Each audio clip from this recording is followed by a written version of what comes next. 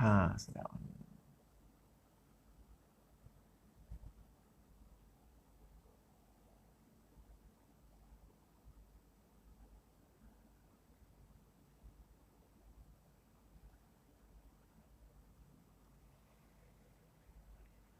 Bismillahirrahmanirrahim. Assalamualaikum warahmatullahi wabarakatuh. Innal hamdulillah nahmaduhu wa nasta'inuhu wa nastaghfiruh wa na'udzubillahi min syururi anfusina wa min sayyiati a'malina. May yahdihillahu fala mudhillalah wa may yudlil fala hadiyalah. Asyhadu an la ilaha illallah wahdahu la syarikalah. Asyhadu anna Muhammadan abduhu wa rasuluh. Amma ba'du. Alhamdulillah kita meneruskan siri kuliah bedah buku 202 pelajaran tentang poligami. Kita masih dalam bab hukum poligami dan beberapa pendapat yang ada tentangnya. Sedikit ulang kaji tentang apa yang kita telah kupas dalam siri yang kedua tentang hukum poligami. Ada pandangan yang berkata poligami ini sebenarnya telah dimansuhkan, telah dibatalkan oleh ayat 129 surah An-Nisa. Tapi kita telah kupas bahawa keadilan yang dikatakan mustahil dalam ayat 129 tersebut sebenarnya merujuk kepada keadilan dari sudut batin, dari sudut kasih sayang, dari sudut kecenderungan dan dari sudut hubungan seks. Adapun keadilan yang ditekankan oleh ayat ketiga surah An-Nisa ialah keadilan dari aspek fizikal, benda-benda yang kita boleh ukur, seperti nafkah, seperti keperluan asas dalam kehidupan, seperti hari-hari giliran. Jadi ayat 129 sebenarnya tidaklah membatalkan ayat ketiga surah An-Nisa. Buktinya ayat tersebut kalau kita baca secara sepenuhnya, ayat itu bukanlah menyuruh orang-orang yang berpoligami untuk menceraikan semua, tinggal monogami saja, tapi sebaliknya mendidik bagaimana agar tidak terlalu cenderung pada seorang saja dan membiarkan isteri yang lain tergantung-gantung. Itu kita kata pandangan yang pertama dan kita telah jelaskan bagaimana pandangan tersebut adalah salah. Kemudian kita juga telah bincang pandangan yang kedua yang mengatakan poligami ini sebenarnya hanya untuk wali anak yatim, untuk para penjaga anak yatim. Sebab ayat keempat, ayat ketiga surah An-Nisa itu asalnya ditujukan kepada para penjaga anak yatim. Saya lagi kita telah jelaskan dan kita telah bantah pandangan tersebut bahawa dalam kaedah ilmu tafsir yang diambil bukanlah kekhususan sebab tetapi keumuman lafaz. Buktinya apabila ayat itu diturunkan, Rasulullah sendiri SAW menyuruh mana-mana sahabat yang ketika itu memiliki lebih daripada 4 orang isteri agar mereka menceraikan isteri-isteri dan hanya menyimpan 4 sahaja. Dan saya juga telah katakan kalaulah betul ayat ketiga surah An-Nisa itu hanya ditujukan kepada para penjaga anak-anak yatim, tidak ada ayat lain pula yang membataskan poligami kepada 4 dan mensyaratkan keadilan. Sebab sebagaimana kita tahu apabila Islam datang, masyarakat ketika itu bukan sahaja masyarakat Arab tetapi di seluruh dunia memang mempraktikkan poligami. Tidak ada yang membataskan poligami dan tidak ada yang mengajar agar poligami itu hendaklah berlaku adil. Kecuali apabila dengan turunnya ayat ketiga surah An-Nisa. Kalau dikatakan ayat ketiga surah An-Nisa itu hanya ditujukan kepada para penjaga anak yatim, berarti orang lelaki ini boleh terus berpoligami tanpa dibataskan kepada 4 dan tidak perlu berlaku adil. Sebab batas kepada 4 berlaku adil itu hanya kepada penjaga anak yatim. Nampak tak kesalahan hujah mereka di situ? Jadi sekali lagi kita telah patahkan bahawa ayat itu merujuk pada semua suami yang hendak berpoligami, bahawa maksimum 4 dan syaratnya hendaklah berlaku adil. Kemudian kita juga telah bincang pandangan yang berkata poligami ini seumpama semisal hukum penghambaan dalam Islam. Di mana sebagaimana penghambaan ni beransur-ansur dihapuskan oleh Islam, demikianlah juga poligami sepatutnya beransur-ansur telah pun dihapuskan. Ini saya telah explain secara panjang lebar tentang penghambaan dalam Islam sebagai bonus topik, ilmu bonus. Tapi nak dikatakan dalam ayat Quran, dalam hadis memang ada anjuran untuk membebaskan hamba. Tetapi tidak ada anjuran untuk monogami saja. Kemudian dalam Al-Quran, dalam hadis dibuka ruang-ruang untuk umat Islam memerdekakan hamba dengan sebagai satu bentuk kafarah, di mana apabila dia buat salah, dia melakukan hubungan seks pada siang Ramadan, dia melanggar sumpah, dia menziharkan isterinya, maka antara kafarahnya itu ialah untuk memerdekakan hamba. Tetapi bagi poligami tak ada. Tidak ada pula seseorang itu apabila dia melakukan sesuatu kesalahan, maka kafarahnya ialah dengan menceraikan isteri, cukup dengan monogami saja. Tidak ada seperti itu. Ya, sekali lagi kita telah membantah ataupun membatalkan hujah tersebut. Itu 3, dan hari ini kita akan bincang lagi 3 pendapat tentang hukum poligami. Mungkin ada yang tertanya-tanya, ni apa cerita panjang-panjang hukum ni? Cerita yang mudahlah, apa ni, harus ke sunat, cukup lah. Yang banyak-banyak cerita ni buat apa? Okey. Dia bukan begitu, sebab dalam fiqh Islam ni, ianya memang luas, dan kalau kita dapat kuasai semua pendapat itu, sekurang-kurangnya kita faham hujahnya, dan kita dapat lihat di mana kelemahannya, kita sendiri akan berpegang dengan satu hukum itu dengan keyakinan, dengan ketenangan. Itu yang pertama. Yang kedua, bila kita jumpa orang-orang yang bagi hukum-hukum yang macam kita bincang tadi tu, kita tahu jawapannya. Bukan kita pula nanti, betul juga tu ya. Ya tak ya juga tu ya. Macam saya pernah satu NGO, dia jemput seorang speaker, ataupun seorang speaker dari luar negara ada datang ke Malaysia. Dia pun jemput bagi, dan speaker tu nak cakap tentang poligami. Saya pun hadir sama. English speaking, cakap English awal sampai akhir. BN tak faham langsung sebab bukan orang Malaysia kan. Cerita-cerita kesimpulannya macam yang pandangan kedua tadi. Bahawa poligami itu hanya ditujukan kepada para penjaga anak yatim. Kan? Saya pun duduk tu angkat tangan lah bantah dia. Okay? Jadi, dia ingat dia cakap seorang je, akhirnya tak jadi begitu sebab saya ada di belakang membantahnya. Demikian juga sekarang ni kita ada NGO atas nama Islam yang kemudian berkata poligami ini tidak lagi dianjurkan, poligami ini telah dimansuhkan. Ada yang berkata poligami ini seperti mana penghambaan. Ada NGO yang di Malaysia sendiri. Bukan sekadar itu, ada ustaz, ada ustazah juga yang berkata poligami ini harus saja. Ada juga yang menulis di Facebook bahawa yang lebih utama ialah monogami. Jadi kita tengok pandangan-pandangan ni, kita tengok hujah-hujah dia, dan kita kenal pasti bagaimana mereka berhujah dan di mana kelemahannya. Kalau betul tak apa, kita pegang. Tapi kata lemah, kita tahu bagaimana hendak menolaknya. Supaya bila para hadirin berpoligami, ataupun mungkin tak poligami, sekadar nak tambah ilmu, dia tahu perkara ini. Dia tidak terikut-ikut ataupun tidak menjadi keliru dengan beberapa pandangan yang ada. Baik, hari ini kita sambung ke pandangan yang keempat tentang poligami. Kalau rujuk dalam buku, ianya pelajaran nombor 32. Di mana mereka berkata poligami ini hukum dia boleh pilih. You nak monogami boleh, nak poligami boleh. Harus saja. Up to you nak pilih. Sebab hujah mereka, Rasulullah SAW pernah monogami, yang ini bersama dengan Khadijah radhiyallahu anha, dan juga pernah juga berpoligami bersama Aisyah, Hafsah dan isteri-isteri yang lain. Jadi mereka berkata ada pilihan di situ. Suka hati nak pilih. Ini biasa kita dengar kan? Biasa orang berhujah, Rasulullah pernah monogami, Rasulullah pernah poligami, dua-duanya sunnah, so boleh pilih mana satu sunnah yang nak. Okey.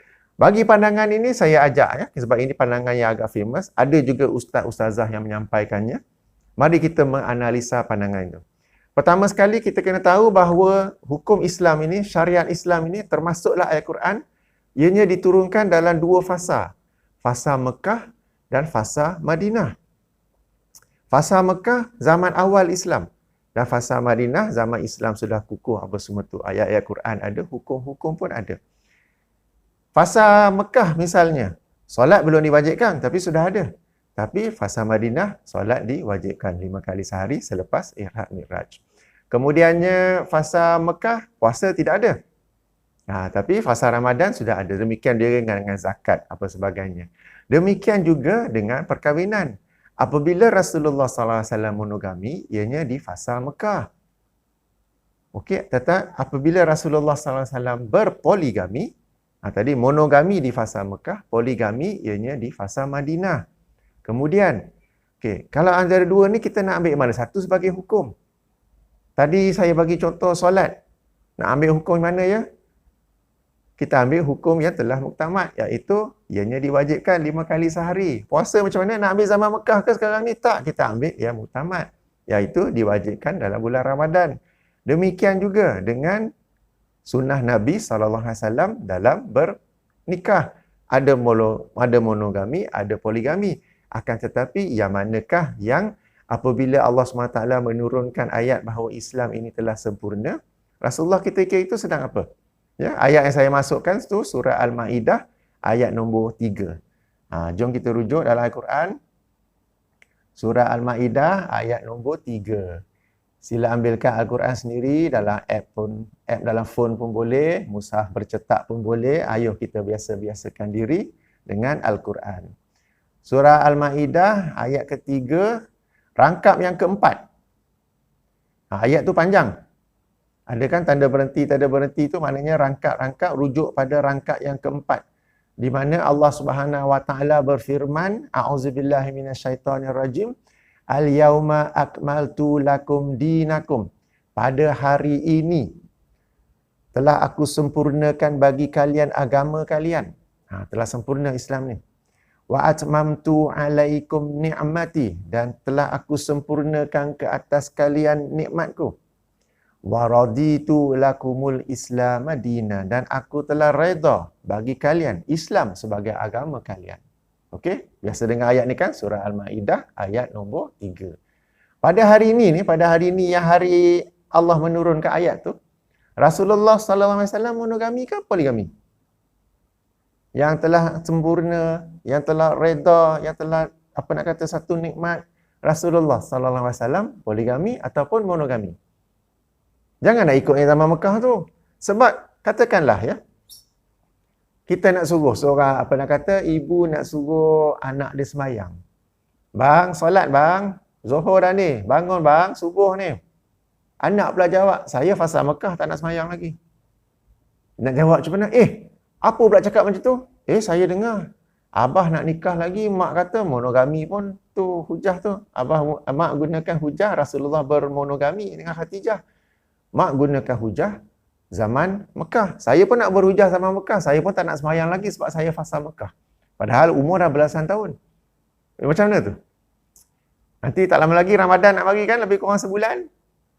Kak, puasa kak, bangun, puasa. Saya zaman Mekah belum puasa lagi. Macam mana punya hujah pula tu? Ni. Tapi sebab kita sendiri, dalam bab poligami, sebab kita tak suka, kita guna hujah zaman Mekah. Bahawa Rasulullah SAW monogami.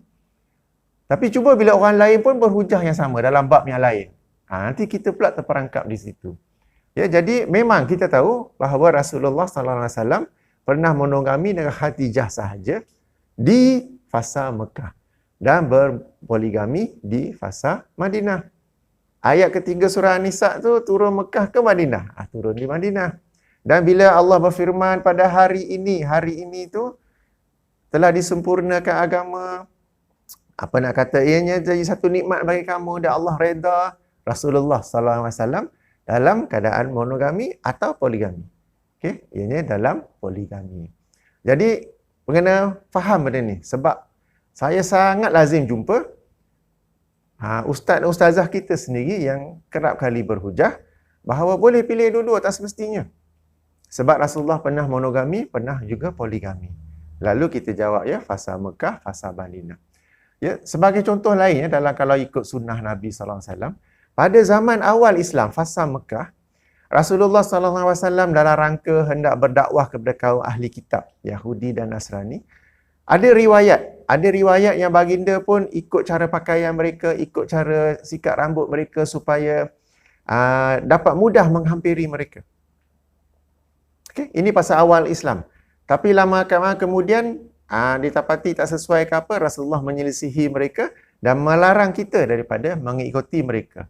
Ya, sampai-sampai Rasulullah bersabda sallallahu alaihi wasallam, sesiapa yang menyerupai satu kaum maka adalah dia kaum itu.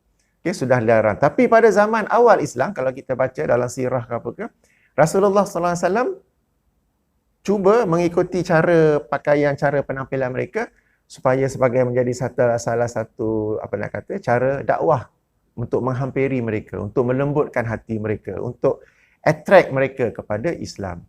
Ini fasa awal ni. Sunnah juga tu. Tapi adakah kita amalkan sekarang? Tidak. Sunnah yang betul sekarang ni ialah apa pesan Nabi? Jangan kita menyerupai mereka. Khususnya dalam perkara-perkara agama. Itu satu contoh sebenarnya. Ya. Jadi ini jawapan kita kepada mereka yang berhujah, mereka yang berpendapat, dua-dua pun boleh. Monogami pun boleh, poligami pun boleh. Kita kata sunnah Nabi SAW ketika turunnya ayat bahawa Islam ni telah sempurna,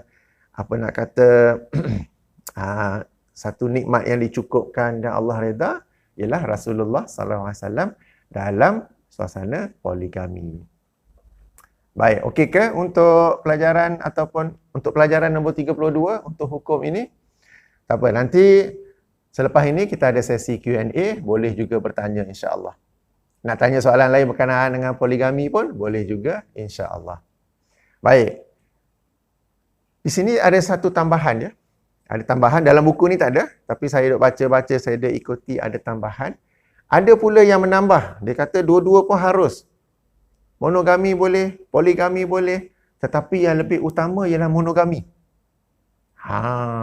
Mereka menambah poligami boleh, monogami boleh, dua-dua harus, tapi yang lebih utama ialah monogami, seorang saja. Dan mereka berhujah dengan ayat poligami itu sendiri. Dengan ayat ketiga surah An-Nisa tu. Mari kita rujuk. Yang ini memang kena rujuk ayat Quran supaya kita faham dengan betul ya. Surah An-Nisa ayat ketiga. Semua yang ni mesti saya rasa dah hafal dah. Okey. A'udzubillahi minasyaitonirrajim. Wa in khiftum alla tuqsitu fil yatama, dan jika kamu bimbang tidak dapat berlaku adil kepada anak-anak yatim, fankihu ma tabalakum minan nisa, maka nikahilah sesiapa yang kamu berkenan, apa yang berkenan bagi kamu dari kalangan para wanita. Musna wa sulasa wa ruba, 2, 3 atau 4. Fa in khiftum alla ta'dilu, akan tapi jika kamu bimbang tidak dapat berlaku adil, fawahidatan, maka seorang saja, au ma malakas aimanukum, atau hamba-hamba yang kamu miliki. Yang hamba ni kita dah bincang dalam siri kedua. Zalika, yang sedemikian itu, adna, lebih hampir, lebih dekat, Allah, untuk tidak ta'ulu, berlaku zalim. Ta'ulu tu dalam kitab tafsir ada sebuah riwayat yang mengatakan ianya bermaksud berlaku anaya, berlaku zalim. Ada juga riwayat lain daripada para sahabat, daripada generasi salaf, iaitu menyimpang daripada keadilan. Kedua-duanya maksud yang sama. Jadi, zalika adna alla ta'ulu, yang sedemikian itu lebih hampir untuk tidak berlaku zalim. Mereka yang berhujah bahawa monogami itu lebih utama, merujuk pada ayat ni, rangkap yang terakhir tu, zalika adna alla ta'ulu. Zalika yang sedemikian itu. Zalika yang sedemikian itu, sedemikian apa tu? Sedemikian apa tu? Jadi mereka reverse sikit. Merujuk, kata mula daripada ni. Fawahidatan aw ma malakat aimanukum. Yang sedemikian itu merujuk pada maka nikahilah satu atau hamba-hamba yang kamu miliki. Jadi daripada rangkap itu mereka berkata monogami lebih utama. Okey, boleh kan? Mereka berhujah dengan ayat Quran ni tau. Bukan pakai teori ke apa-apa. Dengan ayat Quran juga mereka berhujah. Okey, saya ulangi kalau yang tak dapat tangkap. Okey, rangkap yang terakhir, zalika adna alla ta'ulu, yang sedemikian itu lebih hampir untuk tidak berlaku zalim. Zalika tu yang sedemikian itu tu merujuk pada apa? Mereka kata merujuk kepada fawahidatan aw ma malakat aimanukum. Maka nikahilah satu atau hamba-hamba yang kamu miliki. Ini hujah mereka. Tapi kalau kita rujuk betul-betul ayat Quran tu, zalika tu bukan yang bermula daripada sebab, okey, saya kata. Kalau kita rujuk balik, apabila Allah berkata fawahidatan, maka cukuplah seorang. Fa tu merujuk daripada mana? Daripada yang sebelum sikit tu. Fa in khiftum alla ta'dilu. Yakni jika kamu bimbang tidak dapat berlaku adil. Okay, jika kamu bimbang tidak dapat berlaku adil, barulah Kamu cukupkan diri dengan satu atau dengan hamba-hamba yang kamu miliki. Zalika tu bermula daripada fa'in khiftum. Fa'in khiftum ala ta'lilu. Zalika tu bermula daripada jika kamu bimbang tidak dapat berlaku adil, maka nikahilah satu, cukuplah satu. Atau hamba-hamba yang kamu miliki. Yang sedemikian itu, yang ini bimbang tak dapat berlaku adil, maka cukup dengan satu. Adalah lebih dekat untuk tidak berbuat zalim. Boleh ke? Ya, merujuk pada ayat yang sama, tetapi zalika tu merujuk pada mana? Kalau kita baca ayat Quran itu, kita tengok tanda-tanda wakaf, tanda-tanda berhenti itu, kita faham zalika tu ialah seluruh ayat bermula dari fa'in khiftum. Seluruh rangkap yang bermula daripada fa'in khiftum. Bukannya bermula daripada fawahidatan.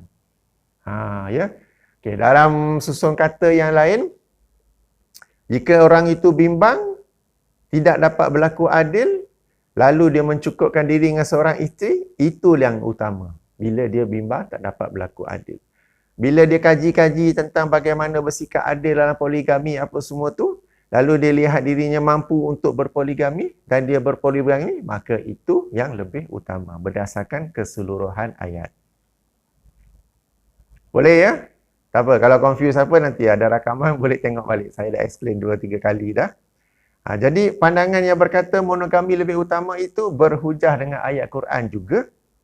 Tetapi kalau kita rujuk ayat Quran yang sama itu juga, kita dapati sebenarnya kurang tepat. Sebab yang lebih utama itu ialah bagi mereka yang bimbang tidak dapat berlaku adil. Kalau yang dapat, yang yakin dapat berlaku adil, maka yang lebih utama ialah poligami. Ada juga sebab kedua kenapa mereka berkata yang lebih utama ialah monogami. Ialah mereka berkata kalau kita analisa suasana poligami ini lebih banyak mafsadah, lebih banyak kerosakan, lebih banyak tidak happy, tidak tercapainya sakinah, mawaddah dan rahmah. Maka sebab itulah lebih utama poligami. Maaf, kerana itu lebih utama untuk monogami. Ya, bagi mereka, kalau kita lihat dalam media, kalau kita lihat dalam orang-orang yang berpoligami, banyak yang tidak gembira. Banyak berlaku tidak adil, suasana tidak adil. Maka kerana itu adalah lebih utama untuk monogami saja. Saya punya pandangan untuk counter hujah tersebut ialah pertama, ya kita tahu adanya berlaku suasana tidak adil dalam poligami, suasana tidak gembira dalam poligami. Apakah sikap kita untuk menjauhkan orang daripada hukum Allah atau kita mendidik orang agar dapat mengamalkan hukum Allah dengan betul?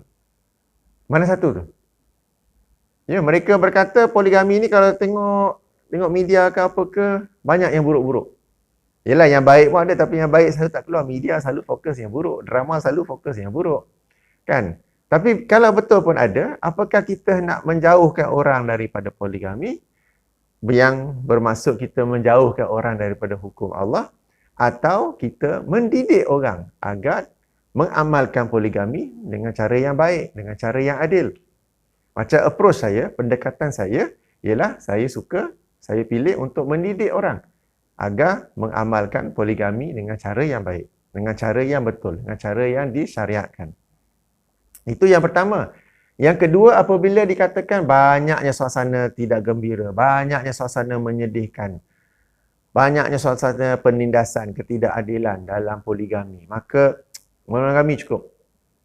Saya pula berkata, dalam perkahwinan monogami pun, banyak sangat suasana tidak gembira, banyak sangat suasana penindasan, banyak sangat suasana tidak adil. Tidak adil kenapa? Suami itu memang dia ada satu isteri saja. Tapi dia tidak adil dari sudut belanjawan itu. Untuk nafkah keluarga apa semua tak ada. Tapi nak tukar rim kereta, ada pula duit. Nak tukar exhaust kereta, ada pula duit. Lepas tu dah modify kereta macam-macam, lepas tu upgrade pula kereta lain. Lepas tu beli pula motor besar. Dah beli motor besar, tengok besar sangat kaki tak sampai. Beli motor lain pula yang besar tapi kecil sikit. Berlaku juga ketidakadilan di situ. Okey, berlaku juga suasana tidak gembira dalam kehidupan monogami. Kalau kita hadir di mahkamah dalam proses untuk memohon kebenaran poligami. Okey, kalau kita hadir di mahkamah dalam proses poligami, sama ada untuk memohon poligami ataupun yang telah nikah di luar negara kemudian hendak mendaftar pernikahan poligami mereka itu.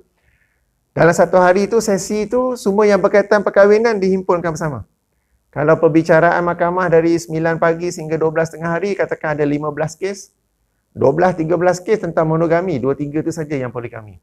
Dan disebabkan kes itu dibicarakan secara terbuka, kita boleh dengar. Sebenarnya tak patut begitu. Tapi sebab dah ramai sangat, dah banyak sangat, mungkin adanya suasana yang tidak dapat dielakkan oleh pihak berwajib, oleh pihak mahkamah, maka semua dibicarakan sekali. Dan kita dapat lihat, dalam perkahwinan monogami banyak sangat masalah. Macam-macam masalah. Kita dengar satu. Kes ke-13 baru panggil kes kita yang nak poligami. Jadi, dalam monogami pun sangat banyak masalah. Dan saya yakin di kalangan para hadirin sekarang ini, saya yakin mesti ada di kalangan saudara mara ke, di kalangan ahli keluarga ke, di kalangan rakan kerja ya, yang monogami dan menghadapi masalah dalam perkahwinan monogami mereka. Dah tak happy, dah tak gembira, suamilah begini, isterilah begini, apa begitu. Okey, dah banyak masalah. Lalu apakah dengan itu, kerana banyaknya suasana yang tidak gembira dalam monogami, kita pun nak kata kepada umat Islam, okey, yang lebih utama kamu jangan kahwin langsung. Yang utama bukan sekadar jangan poligami, monogami pun jangan. Apakah kita nak berkata sedemikian? Atau kita tukar pendekatan. Kita didik orang ramai untuk hidup dalam suasana monogami yang sakinah, mawaddah dan rahmah. Ya, demikian juga. Dalam poligami, ya saya tahu ada suasana-suasana yang tidak gembira. Ada suasana yang tidak adil. Apakah kita hendak kata, okey, in that case yang utama ialah monogami? Atau kita didik masyarakat, kita didik para suami, kita didik para isteri untuk hidup dalam suasana poligami sebagai satu pasukan yang sama-sama mengamalkan keadilan. Sebab kalau nak kata, macam saya kata tadi, kalau nak kata disebabkan banyaknya kerosakan, banyaknya yang tidak baik, yang tidak gembira, banyak penindasan dalam poligami, lalu kita ketepian poligami dan kita utamakan monogami, hujah yang sama boleh juga kita kata ke atas perkahwinan monogami. Dan apakah dengan itu kita nak berkata kita tolak tepi perkahwinan monogami, semua orang bujang-bujang cukuplah? Sudah tentu tidak kan? Ya, jadi sekali lagi saya ulangi, sebagaimana kita didik masyarakat untuk hidup monogami secara sakinah, mawaddah, rahmah, kita juga mendidik masyarakat untuk hidup dalam poligami, hidup poligami dalam suasana sakinah, mawaddah, rahmah dan juga adil. Ya, ini hujah dan jawapan saya ke atas mereka yang berkata yang lebih utama ialah monogami. Merujuk pada ayat yang sama, tetapi diambil daripada potongan yang salah. Diambil daripada potongan yang salah. Okey ke setakat ni? Saya cakap seorang, saya faham. Para hadirin faham ke? InsyaAllah faham ya? Okey. Tak faham pun, tell yourself, saya ni boleh tangkap. Sebab dalam Islam ni memang kita bincang hukum memang ada beberapa pandangan. Ya, kena pula bab poligami ni ada pula pandangan, masuk pandangan orientalis, masuk pandangan liberal, masuk pandangan pergerakan pembelaan wanita, masuk itu, masing-masing dengan hujahnya. Yang kita pun satu persatu sedang jawab sekarang ini. Baiklah, kita telah bincang berapa pandangan tadi? Ada 5 kan? Pertama yang kata telah dimansuhkan, kita kata tidak, masih valid poligami. Yang kedua berkata poligami hanya untuk wali anak yatim, kita tidak. Ianya poligami untuk semua. Yang ketiga yang berkata poligami hanya yang poligami ini semisal penghambaan. Kita kata tidak, poligami ini berbeza dengan penghambaan. Yang keempat berkata poligami ini boleh pilih-pilih, harus saja antara monogami boleh, poligami boleh. Kita telah jawab bahawa apabila Islam disempurnakan, sunnah Rasulullah SAW ialah poligami. Kemudian kita juga telah jawab mereka yang berkata yang lebih utama ialah monogami. Berdasarkan rangkap terakhir ayat ketiga surah An-Nisa dan berdasarkan suasana orang ramai yang berpoligami sekarang ini. Lalu kita jawab balik bahawa rangkap itu sebenarnya bermula daripada fa'in khiftum ala ta'dilu dan juga bahawa sikap kita yang betul ialah mendidik orang ke arah poligami yang betul, bukan menjauhkan orang daripada poligami. Sebab menjauhkan orang daripada poligami sama juga berarti menjauhkan orang daripada hukum Allah. Baik, pandangan ke-6. Boleh ya? Pandangan ke-6, poligami itu dianjurkan. Sunat, mustahab. Terkejut dengar tu. Macam mana pula tu boleh jadi dianjurkan? Paling-paling saya dengar harus saja. Okey. Poligami dianjurkan. Apa dalil? Apa hujah? Hujahnya sama, dalilnya sama dengan ayat-ayat Quran dan hadis-hadis yang biasa dibacakan untuk menganjurkan orang berkahwin. Bila kita baca ayat-ayat Quran, hadis-hadis Nabi SAW yang menganjurkan orang berkahwin, kenapa kita faham itu hanya perkahwinan monogami? Padahal pada zaman Rasulullah SAW, pada zaman Al-Quran diturunkan, tidak dibeza-bezakan perkahwinan tu sama ada poligami atau monogami. Kecuali ayat ketiga surah An-Nisa tu. Dan sebelum ni dalam siri pertama, saya juga telah jelaskan bagaimana semua ayat-ayat Al-Quran yang membicarakan perkahwinan secara umum, digunakan, perkataan plural untuk isteri, yang bermaksud isteri-isteri. Kalau Allah tidak menggunakan perkataan singular, mufrad kepada isteri. Okey? Sebagai contoh doa yang dibaca selalu. Rabbana hablana min azwajina wa zurriyyatina qurrata a'yunin waj'alna lil muttaqina imama. Surah Al-Furqan ayat 74. Wahai Tuhan kami, kurniakanlah kepada kami daripada isteri-isteri kami dan anak-anak kami qurrata a'yunin, sesuatu yang menyenangkan, mengembirakan untuk dilihat, dan jadikanlah kami imam bagi orang-orang yang mahu bertakwa. Kan plural tu. Sama juga. Kita juga sebelum ni dalam siri pertama telah kupas ayat 21 surah Ar-Rum. Saya baca, saya terjemahannya. Di antara tanda-tanda kekuasaan Allah, tanda-tanda kekuasaannya ialah dia menjadikan bagi kalian daripada diri-diri kalian sendiri isteri-isteri supaya kamu dapat bersenang-senang dengannya, dan dijadikan di antara kalian mawaddah dan rahmah. Okey? Dan seterusnya ayat. Kenapa ayat itu difahami untuk monogami sahaja?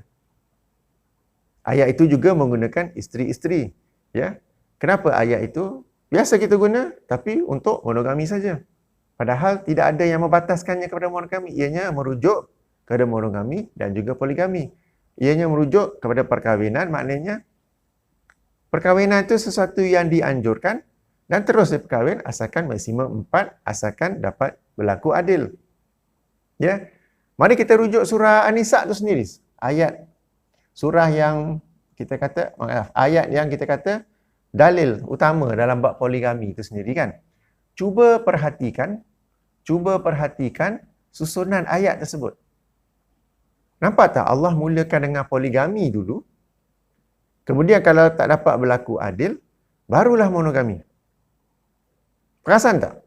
Okay, saya bagi contoh. Susunan pertama. Okay, contoh ya, bukan ayat Quran tau. Ini saya bagi contoh ayat saja. Susunan pertama, maka nikahilah kamu seorang. Dan kemudian jika kamu yakin dapat berlaku adil, maka nikahilah 2, 3, 4. Okey, satu contoh ayat.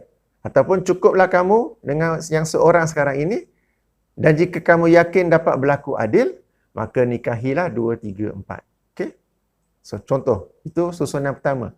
Susunan kedua, seperti mana dalam ayat ketiga surah An-Nikah. Maka nikahilah 2, 3, 4. Akan tetapi, jika tidak dapat berlaku adil, maka cukuplah dengan seorang saja. Kenapa Allah mulakan dengan poligami dulu, kemudian baru monogami? Padahal boleh-boleh saja Allah menyusun ayat dengan monogami dulu, kemudian apabila kamu yakin, jika kamu yakin dapat berlaku adil, tambahlah 2, 3, 4. Okey, saya bagi contoh lain lah. Sebagai contoh lagi kehidupan, seseorang itu, dia baru habis belajar apa semua, dia ada perancangan dia. Dia nak kerja, mula-mula internship, lepas tu dia nak sambung master, lepas tu dia nak sambung PhD, lepas tu dia nak cuba kerja untuk mendapat jawatan yang tinggi, dan dia punya target tu satu hari nanti nak jadi one of the higher management dalam syarikat tu. Ataupun dia dapat buka syarikat sendiri. Sebagai contoh. Kemudian sekarang ni zaman awal dia hanya duduk sewa kondo je lah. Sewa apartmen saja. Tapi dia ada perancangan, dia ada wawasan. Nanti satu hari saya nak beli rumah, dan kemudiannya saya nak upgrade lagi rumah yang ada tanah tepi, saya nak bercucuk tanam. Atau saya nak ke lapangan, tak mahu material sempit-sempit ni, bising sebelah-sebelah apa semua tu. Dia ada perancangan awal. Kemudiannya sekarang saya guna kereta Myvi second hand. Kemudian nanti saya nak upgrade kereta favorite saya, Toyota Vios katakan. Ya, jadi dia ada perancangan awalnya tu. Dia ada dengan adanya perancangannya tu, dia berusaha ke arah perancangan itu sekadar mana yang boleh. Okey, dia berusaha. Tadi dalam bab kerjaya, dia berusaha untuk belajar apa semua tu. Tapi katakanlah, bila dia dah masuk dunia pekerjaan ni, dia tengok politik dalam office, orang bersaing secara dengki apa semua untuk mendapat jawatan apa semua tu, lalu dia kata, okey tak apalah, saya cukup dengan kerja ni. Ada masa lapang, ada tenaga lapang, saya buat bisnes asing. Dia tukar sikit, tak apa.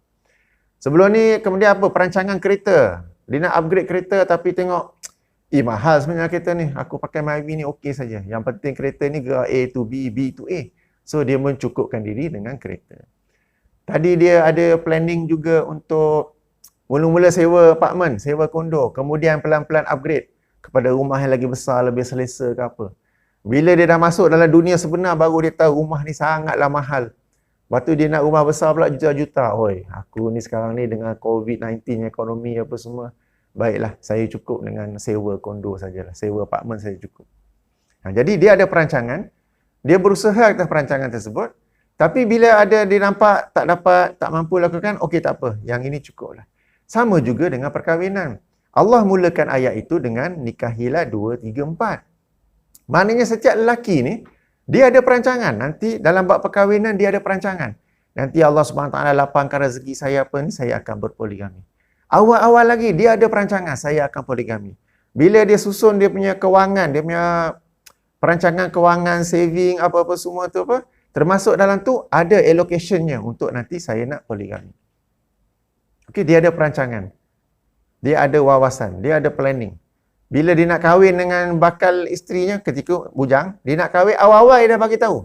Saya satu hari nanti, saya plan akan poligami. Berdasarkan susun anak ayat itu. Tapi lepas tu bila dia menilai, nampak gaya saya ni tak dapat berlaku adil lah.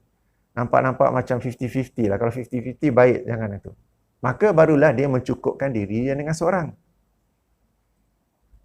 Okey. Jadi, perancangan awal tu nikah 2, 3, 4. Macam perancangan awal tu poligami.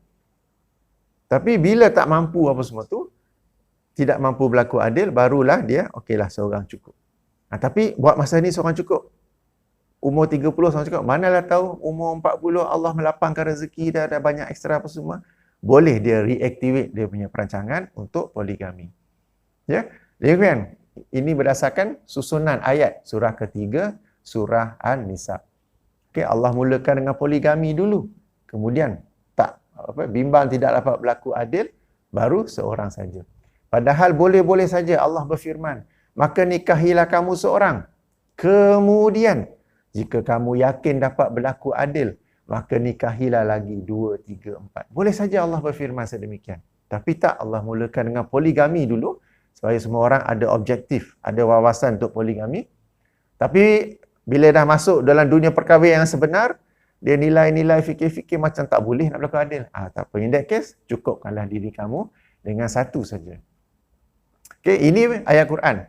Demikian juga dalam hadis-hadis Nabi SAW yang menganjurkan perkahwinan. Kenapa kita faham hadis itu sebagai anjuran monogami saja? Padahal Rasulullah menganjurkan perkahwinan tanpa membataskannya kepada seorang. Ya, sebagai contoh hadis yang masyhur kita semua tahu. Riwayat Imam Al-Baihaqi dengan sanad yang hasan li ghairihi. Rasulullah SAW bersabda, maksudnya jika seorang hamba itu bernikah, maka dia menyempurnakan separuh daripada imannya. Maka hendaklah dia bertakwa kepada Allah dalam baki yang separuh lagi itu. Ya, hadis biasa kita dengar. Kenapa difahami sebagai monogami saja? Padahal maknanya anjuran menikah, nikahlah, asalkan kamu mampu berlaku adil dan sampai maksimum 4. Sama juga sebuah hadis lain dalam Sahih Bukhari. Hadis ni ada dalam buku ni. Bahawa datangnya beberapa orang sahabat, dalam lafaz lain datangnya 3 orang sahabat untuk bertanyakan tentang amal ibadah Rasulullah SAW. Datang ke rumah, Rasulullah mungkin ada urusan dalam rumah, keluar isterinya. Lalu mereka bertanya dan isterinya pun menceritakan tentang amal ibadah Rasulullah SAW. Dengar mereka terasa macam, nak kata bahasa kita apa? Banyak tu je. Alamak, sikitnya. Lalu mereka pun, alamak, ini Nabi. Nabi ni orang yang telah diampunkan dosanya lalu dan dosanya yang akan datang. Kita ni manusia biasa, bukan Nabi. Lalu mereka berazam. Seorang berkata, saya akan puasa berterusan. Tak nak buka. Seorang lagi berazam, saya tak nak tidur malam, nak solat sepanjang malam. Seorang lagi berazam, saya akan menghindari wanita, akan menjauhi wanita, tidak akan berkahwin. Kebetulan Rasulullah pun dah habis urusan dalam rumah, keluar dan dengar apa yang mereka kata. Lalu Rasulullah menegur mereka, kaliankah yang berkata sekian, sekian, sekian. Padahal aku inilah orang yang paling takut kepada Allah di antara kalian. Dan aku inilah orang yang paling bertakwa kepada Allah di antara kalian. Akan tapi aku ini berpuasa dan juga berbuka. Aku ini solat malam dan juga tidur. Dan aku ini menikah. Sesiapa yang tidak suka, sesiapa yang menyimpang, sesiapa yang benci daripada sunnahku, maka dia bukan dari golongan aku. Hadis daripada Sahih Bukhari, ya. Yang akhir tu, faman raghiba an sunnati falaisa minni. Sesiapa yang benci, sesiapa yang menyimpang, siapa yang tak suka daripada sunnahku, maka dia bukan daripada falaisa minni. Kalau bukan daripada golongan Rasulullah, golongan apa kita ni, ya? Okey, tapi fokus kita dalam bab menikah. Bab nikah ni Rasulullah sallallahu alaihi wasallam, kita tahu monogami ada, poligami ada, tadi kita dah bincangkan. Dan bila kalau berlakunya hadis ini, Rasulullah sallallahu alaihi wasallam dalam suasana poligami. Lalu bila ada orang yang membenci poligami, ada orang yang berazam tidak mahu poligami, ada orang yang kita kata, yalah, macam tadi itulah, macam sahabat tadi, tak nak kahwin, tak nak poligami, dia termasuk dalam kita tu, siapa yang membenci sunnahku, maka dia bukan dari golonganku. Hadis ini sekali lagi anjuran ataupun ancaman bagi orang yang tidak mahu menikah dan juga ancaman bagi orang yang hendak mencukupkan diri dia dengan monogami sahaja. Ya, ini sebenarnya kita kata at-taghrib wa tarhib. Okey. Ada satu lagi hadis, ini tak ada dalam buku, saya bacakan. Saya sedang merujuk kitab Sahih at-taghrib wa tarhib oleh Imam Al-Munziri yang kemudiannya ditahqiq oleh Syekh Al-Albani rahimahullah. Sebuah hadis riwayat Imam Ibnu Majah dan Tirmizi dengan darjat yang sahih li ghairihi daripada Sauban radhiyallahu anhu. Sauban ini ialah pembantu Rasulullah sallallahu alaihi wasallam. Dia menceritakan, lamma nazalat, tak kala turunnya ayat. Yang ayat masukkan di sini ayat ke-34 surah At-Taubah. A'udzubillahi minasyaitonirrajim. Wallazina yaknizuna az-zahaba wal fiddah. Dan orang-orang yang menimbunkan emas dan perak.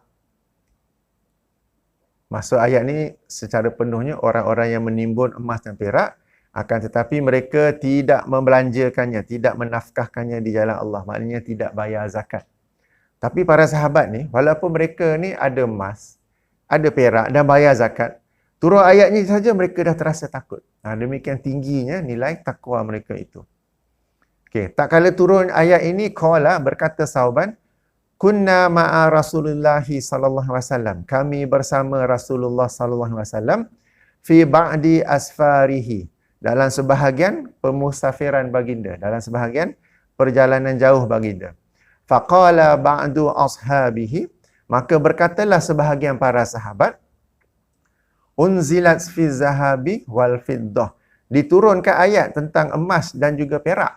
Ayat tadi tu, surah ayat 34 surah At-Taubah. Lau alimna, seandainya lah kami mengetahui, ayul mali khairun, apakah harta yang baik untuk dihimpun, yang ditimbun-timbunkan, fanattakhizahu, nescaya kami akan mengambilnya. Maknanya bila turun ayat tu, walaupun mereka ni ada emas, ada perak, bayar zakat, tetapi tetap rasa takut dengan ancaman ayat tersebut. Lalu mereka berkata, seandainya lah kalau kita tahu apakah harta yang baik untuk kita himpunkan, harta yang baik untuk kita timbun-timbunkan, nescaya kita akan mengambilnya. Mendengar yang sedemikian, Rasulullah sallallahu alaihi wasallam bersabda, afdaluhu, sebaik-baik harta yang kamu nak timbunkan itu ialah lisanun zakirun, lisan yang sentiasa berzikir. Wa qalbun syakirun, hati yang sentiasa bersyukur.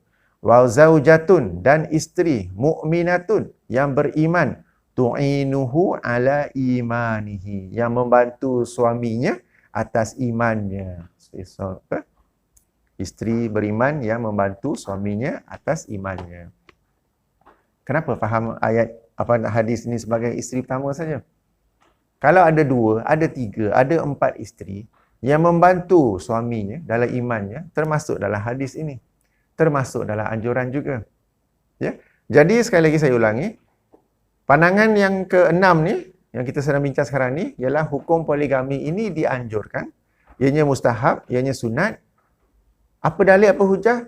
Atas dalil-dalil dan hujah-hujah yang sama digunakan oleh orang ramai untuk menganjurkan perkahwinan. Ya, cuma anjuran itu sebenarnya tidak patut difahami sebagai monogami sahaja, tetapi monogami dan juga poligami.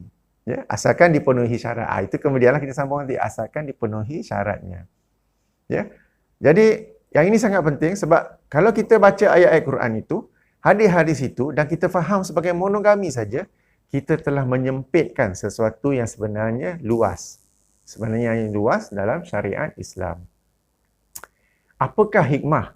Apakah kelebihan kalau dikatakan poligami ini sesuatu yang dianjurkan?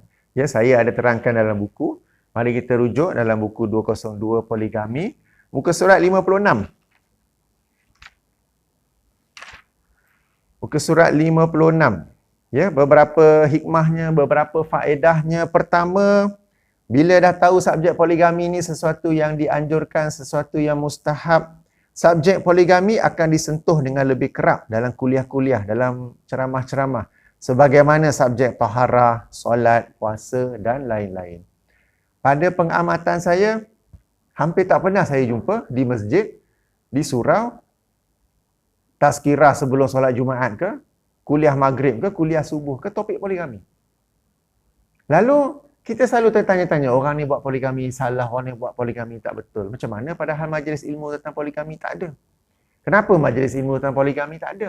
Sebab mereka berpandangan poligami ni harus saja. Sebab mereka berpandangan, macam tadi tu, yang lebih utama ialah monogami. Sebab tu sangat jarang adanya majlis-majlis ilmu tentang poligami. Kalau ada pun sikit-sikit dan ketawa-ketawa. Yang lelaki, jemaah lelaki happy-happy ketawa-ketawa. Yang para isteri, para ibu di ruangan muslimat senyap saja, sedih saja. Ya, padahal kalau kita dah tahu poligami itu hukumnya, hukum asalnya sesuatu yang dianjurkan, mustahab, sunat, maka akan ada usaha untuk menerangkan kepada masyarakat tentang poligami, tentang hukumnya, tentang syarat-syaratnya, tentang kaedah pengamalannya, tentang cara mempraktikkannya secara betul. Ya, itu faedah yang pertama. Ya, dalam bab ini ni pengamatan saya lah. Biasa saya dengar orang komplain bahawa yang pengamal-pengamal poligami ini pun apa nak kata banyak yang tidak adil lah, banyak yang kucak kacil lah apa semua tu. Tapi itulah pada waktu yang sama sangat sedikit atau pada pengalaman saya hampir-hampir tidak ada majlis-majlis ilmu, program-program ilmu yang mengajar tentang poligami. Kita ada kursus kahwin untuk orang nak monogami kan? Ada kursus kan? Bagus atau tidak kursus tu topik yang lain, tapi ada kursus. Kenapa untuk poligami tidak ada kursus? Yang diwajibkan oleh jabatan-jabatan agama. Itu satu bezanya ya. Yang kedua, suami akan memiliki wawasan bahawa apabila Allah mengurniakan kepadanya pelbagai kelebihan satu hari kelak, dia akan berpoligami untuk manfaatkan kurniaan tersebut agar dikongsi bersama 2 atau lebih ahli keluarga. Jadi sebab poligami ni, apa nak kata, sebahagian lelaki, sebahagian suami, Allah bagi dia banyak kelebihan. Dan kelebihan itu dia sia-siakan. Allah bagi dia kelebihan rezeki. Dia punya kereta sampai 5-6. Kereta mahal-mahal, kereta mewah-mewah apa semua tu. Ada duit lebih, pergi buat itu, pergi buat ini. Padahal jika dia berpoligami, yang dengan poligami itu dia dapat menyara 2-3 keluarga, bukankah itu sesuatu yang lebih baik? Ya. Dan kalau apa nak kata ada wawasan ni, berarti suami itu daripada awal lagi sudah ada perancangan poligami. Yang dengan itu dia daripada awal lagi dia menuntut ilmu, mencari ilmu dan juga melakukan perancangan untuk berpoligami. Apa yang berlaku, macam saya pernah sentuh sebelum ni, apa yang berlaku pada pengamatan saya, seorang suami itu tak pernah terlintas dalam kepala dia untuk poligami. Tak pernah berhajat, tak pernah berniat untuk poligami. Kalau ada dalam planning kepala dia pun, aku nanti nak beli motor besar. Okay. Kalau ada pun nanti aku nak naik pangkat, aku nak kejar that particular position. Kalau ada planning dia pun nanti nak tukar daripada syarikat ni kepada syarikat itu. Kalau ada pun planning dia lain-lain. Sehinggalah pada satu hari tiba-tiba ada seorang muslimat di pejabatnya, kena pula intern, kena pula dilatih di bawah dia. Jadi berlakunya ikhtilat, perbincangan, persembahan, interaksi yang tanpa dikawal batasnya, sampai-sampai sudah jatuh hati. Sampai sudah jatuh cinta. Akhirnya tiba-tiba, boleh kahwin sebenarnya. Tak pernah ada planning, tak pernah ada ilmu, tiba-tiba nak poligami. Itu yang jadi berserabut apa semua tu. Ya? Berbeza dengan orang yang sudah ada perancangan daripada awal. Jadi dia telah study tentang poligami, dia telah belajar, dia telah membuat perancangan apa semua tu, dan berdasarkan ilmunya tu, perancangan itu, dia dapat menilai apakah dirinya ini mampu untuk poligami ataupun tidak. Jika mampu pun dia akan melakukannya berdasarkan ilmu. Kemudian ya, faedah yang ketiga, sejak awal isteri akan sedar bahawa dia bukanlah satu-satunya milik suami. Atas kesedaran itu, dia tidak akan terkejut, sakit hati atau terasa dizalimi andai pada satu hari kelak suaminya poligami.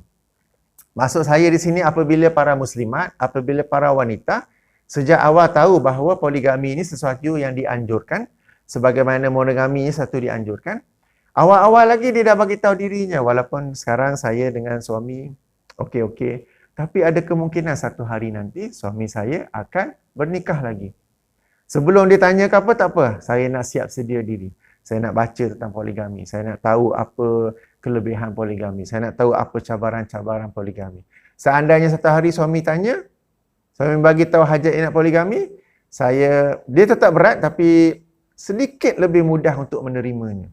Berbeza dengan seorang wanita, seorang muslimah, seorang isteri yang dalam fikirannya tak pernah terlintas poligami. Dia duk fikir suami dia tu seorang-seorang tu dia punya saja. Tiba-tiba satu hari suami dia kata, saya ni cadang nak nikah lagi. Terus dia, kamu nampak pisau kat dapur tu. Ataupun pergi mahkamah nak apply poligami kan? Jom kita sama-sama mahkamah, kita apply perceraian juga. Terus jawapannya begitu. Ya, sebab daripada awal dia tak pernah terfikir. Tak pernah terlintas tentang poligami ini. Tapi kalau dia tahu poligami ini sesuatu yang dianjurkan, poligami ini adalah satu ruang yang Allah buka untuk dia menambah pahala bagi dirinya. Macam kita telah bincang dalam siri pertama dulu. Dia akan ada pendekatan, approach yang berbeza. Saya tidak berkata akan jadi terus sujud syukur. Bukanlah sampai nak terus buat kenduri kesyukuran ke apa ke. Tetapi penerimaannya tu dah jauh berbeza daripada isteri yang selama ni menutup dirinya daripada poligami. Lalu tiba-tiba suami dia berkata, saya nak poligami. Ya. Nombor 4. Meluaskan pilihan kepada para wanita bahawasanya untuk mencari pasangan hidup tidak semestinya dihadkan kepada lelaki bujang. Ya, di luar sana ramai ya para muslimat yang belum berkahwin dan mereka ni larangkan nak berkahwin, nak cari yang lelaki yang bujang saja. Ya. Dan dalam bab ini saya ada tekankan dulu. Bila kita bincang poligami, monogami, kita bukan lagi bincang jumlah lelaki, jumlah perempuan.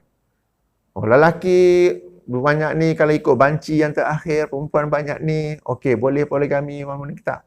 Yang kita bincang sekarang ni jumlah lelaki yang berkualiti dan dibandingkan dengan jumlah muslimat. Jumlah muslimin yang berkualiti dan jumlah muslimat yang berkualiti. Yang ini sama-sama kita tahu. Jumlah lelaki yang berkualiti ini memang kurang, jumlah muslimat yang berkualiti ini memang lebih ramai. Dan bila muslimat ni yang berkualiti dah ramai, bila dia nak menilai, memilih calon suami, dia nak yang berkualiti juga. Tak nak je ni huha begitu. Tapi kebanyakannya sudah dimiliki. Jadi dia pun tak mau. Tapi kalau dia tahu bahawa poligami ini adalah satu option yang sebenarnya dianjurkan juga, maka dia akan mempertimbangkannya. Dan yang terakhir, masyarakat tidak akan berburuk sangka kepada orang-orang yang berpoligami. Ibu bapa, sanak saudara, sahabat handai akan mengetahui adalah sesuatu yang normal. Bahkan macam kita bincang tadi, sesuatu yang dianjurkan. Jadi tak akan orang tanya, macam saya berpoligami. Orang tanya, kenapa nak poligami? Saya tanya balik, kenapa kamu monogami saja? Okay? Padahal sebab dia tak tahu yang bahawa poligami ini sesuatu yang dianjurkan asalkan dipenuhi syarat-syaratnya. Ya, ini beberapa manfaat, beberapa faedah apabila kita sedar bahawa hukum poligami ini sebenarnya sesuatu yang dianjurkan, sesuatu yang mustahab. Tapi semua yang dianjurkan itu ada syaratnya, ada apa dia kita kata kriterianya. Sama juga kita nak sembahyang sunat, ada juga syarat-syaratnya. Sembahyang sunat tu pastikan disyariatkan. Sembahyang sunat tu pastikan tidak mengganggu kerja kita. Jangan kita di waktu pejabat, waktu rehat makan tengah hari 1 hingga 2, kita pergi kafeteria, sembah, makan apa semua tu. Kemudian dalam waktu pejabat, pukul 3 kita pergi surau baru nak solat. Baru nak solat sunnah, qabliyah, ba'diyah, apa-apa semua tu. Padahal itu adalah waktu pejabat yang diamanahkan untuk kita bekerja di pejabat. Sama juga, puasa-puasa sunat sesuatu yang dianjurkan. Ya, asalkan jangan sampai terjejas kerjaya kita itu sendiri. Sebab ada yang puasa sunat tapi lemah. Pergi office lemah je, lembik je, kerja semua tak siap. Gaji akhir bulan ambil juga. Okey, tidak amanah situ. Maknanya kalau kamu mampu puasa sunat dan bekerja, bagus. Tapi kalau puasa sunat tak mampu buat kerja, jangan kerja, baik buat kerja saja. Kerana di situ ada pahala juga kamu bekerja untuk mencari nafkah kepada keluarga. Demikian juga bagi poligami. Ya, saya tekankan di sini. Jangan lepas ni dengar, oh lepas ni terus nak pergi nikah apa semua, tak. Ianya dianjurkan asalkan dengan syarat-syaratnya yang akan kita bincang, kemudian ada dalam buku ini juga kemudian. Ya. Sebagai contohnya, syarat poligami semua kita tahu ialah adil. Dan kalau kita rujuk ayat tadi tu, wa in khiftum ala ta'dilu, dan jika kamu bimbang. Perkataan bimbang dalam Al-Quran digunakan untuk perkara yang akan datang. Sedih perkara yang telah berlalu. Contoh dalam firman Allah, wali-wali Allah, bagi mereka tidak ada kebimbangan dan tidak ada kesedihan. Maknanya apa? Perkara yang akan datang mereka tidak bimbang, perkara yang telah berlaku mereka tidak sedih. Sama juga bagi orang yang hendak poligami ini, dia bimbang jika tidak dapat berlaku adil. Maknanya apa? Dia belajar tentang apakah yang dimasukkan tentang keadilan dalam poligami, dan kemudian dia menilai apakah dirinya mampu berlaku adil ataupun tidak. Jika dia menilai macam tak dapat berlaku adil, macam 50-50, maka baginya lebih baik seorang isteri sahaja. Jika dia keyakinan melebihi keraguan bahawa dia dapat berlaku adil, maka baginya ialah poligami. Dan pertimbangan ni, pertimbangan sama ada dapat berlaku adil ataupun tidak, hendaklah dilakukan sebelum jatuh cinta dengan bakal isteri kedua, dengan bakal isteri ketiga. Sebab kalau dah jatuh cinta, cinta itu akan mempengaruhi pertimbangan. Tak mampu adil macam mana pun, dia akan cakap saya adil. Sebab itu pernah orang-orang biasa berkatakan, jangan jatuh cinta sebelum berkahwin. Sebab kalau dah jatuh cinta, pertimbangan akan menjadi tidak rasional. Baik monogami atau poligami, sebab dah jatuh cinta dengan wanita tersebut, bila pergi jumpa dengan ibu bapanya, pergi jumpa dengan ayah dan ibunya, mereka mensyaratkan bayar hantaran RM30,000. Boleh pakcik. Dulang sekian, boleh pakcik. Majlis sekian, boleh pakcik. Sebab dah jatuh cinta, semuanya boleh. Padahal duit nak pergi jumpa parents tu pun bincang kawan, tak ada duit langsung. Tapi hantaran RM30,000 boleh, sebab dah jatuh cinta. Padahal kalau belum jatuh cinta, sekadar berkenalan dan kemudian dapat dinilai ini okey untuk jadi isteri saya, agamanya okey, akhlaknya okey, wajahnya okey. Pergi jumpa dengan parents, kemudian bertanya, kemudian menyatakan hajat untuk menikahi anak pakcik apa semua. Pakcik tu mensyaratkan RM30,000. Oh, saya tak dapat lah pakcik, boleh minta kurang ke? Pakcik kata paling kurang RM20,000. Oh, tak boleh lah. In that case tak apalah, terima kasih lah pakcik. Saya cari yang lain. Sebab tak jatuh cinta lagi. Boleh saja kita, tak apalah, tak payahlah. Tapi bila dah jatuh cinta, minta 30, minta 40,000, boleh. Padahal waktu on the way back tu, aku nak cari mana, itu yang mula berhutang sebelum kahwin. Berhutang nak kahwin, dulang-dulang nak sediakan berhutang lagi. Dengan majlis-majlis semua kena berhutang lagi. Ya, jangan bercinta sebelum berkahwin. Sekadar berkenalan, tengok agama okey, akhlak okey apa semua, dan pergi jumpa dengan ayah dan ibu dan menyatakan hajat. Tengok apa yang permintaan mereka. Kalau boleh dipenuhi, ya okey. Kalau tak boleh dipenuhi, cuba bincang. Tak boleh bawa bincang, okey tak apa, goodbye. Kenapa boleh goodbye? Sebab tak cinta. Bila dah cinta, saya kata, macam-macam yang disyaratkan semuanya okey. Padahal in the back of his mind, oh macam mana ni? Hoi, impossible ni. Macam mana ni? Ya. Sama juga dengan poligami. Penilaian sama ada diri anda mampu ataupun tidak berlaku adil, hendaklah dilakukan sejak awal. Bukan bila tiba-tiba dah kenal dengan seorang di office, tiba-tiba dah berkenan, tiba-tiba dah jatuh cinta, tiba-tiba nak kahwin. Baru time tu dah fikir, oh kena adil lah, adil tu macam mana ya? Tapi aku okey ni, okey. Sebab apa? Fikiran dah tak rasional kerana sudah jatuh cinta. Jadi, penilaian adil atau tidak penting sebelum anda jatuh cinta. Dan sebenarnya pun dalam bab monogami atau poligami, jangan jatuh cinta sebelum berkahwin. Sekadar berkenalan saja untuk pastikan calon anda itu sesuai. Nak kata perfect tak ada, diri anda pun tak perfect. Jangan harap calon perfect. Tapi sekadar penilaian awal, ianya sesuai untuk diri anda. Dan yang saya nak pesan, walaupun saya kata sunat, bila kata sunat dapat pahala lah kan. Dapat pahala itu ialah apabila poligami itu diamalkan dengan cara yang baik, dengan cara yang adil oleh suami dan isteri-isteri. Ini saya tekankan ketika dalam siri pertama dulu, dan dalilnya ialah ayat kedua surah Al-Ma'idah. Hendaklah kamu bertolong-tolongan dalam perkara kebajikan dan takwa, dan janganlah kamu bertolong-tolongan dalam perkara dosa dan pelanggaran. Ya, sunat dapat pahala. Akan tapi apabila selaki itu menilai dirinya sebagai tidak mampu berlaku adil, lalu dia menahan dirinya daripada poligami. Sebab lelaki ni wiring dia, sistem dia, DNA dia, kalau lelaki tu sehat, dia akan ada kecenderungan untuk poligami. Tapi bila dia nilai dirinya dan dia dapati dirinya tidak dapat berlaku adil atau dia bimbang tidak dapat berlaku adil, maka dia mencukupkan dirinya dengan seorang isteri, dia tetap mendapat pahala. Kenapa? Sebab dia mengamalkan ayat fa in khiftum alla ta'dilu fawahidatan. Dia mendapat pahala di situ. Ya. Jadi demikian kupasan saya tentang beberapa pandangan tentang hukum poligami. Saya bagi kesimpulan sekali lagi ya, bahawa dalam pandangan-pandangan tersebut kita telah jelaskan kelemahan-kelemahan ataupun kesalahan-kesalahan pandangan itu, dan yang terkuat pada pekajian, pada analisa saya ialah poligami itu sesuatu yang dianjurkan asalkan dipenuhi syarat-syaratnya. Kalau tak dapat dipenuhi syaratnya, kalau 50-50, maka cukuplah dengan seorang sahaja. Jadi sekarang pukul 11, kita rehat sekejap 2 minit. Kemudian saya buka untuk sesi Q&A. Boleh mula tanya soalan sekarang. Saya akan baca. Dan mana yang saya tahu, saya akan jawab. InsyaAllah.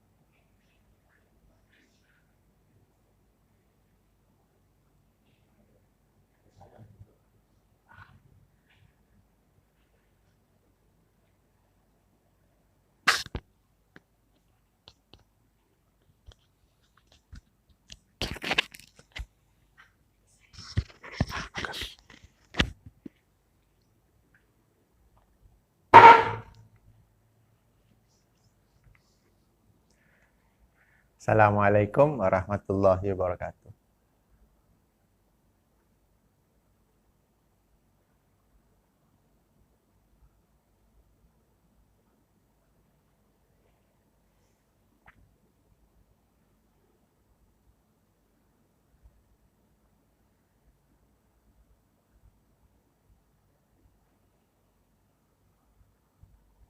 Okey, ada komen di sini daripada Pungut Sardi Pungut, keadilan itu terletak pada isteri bukan suami.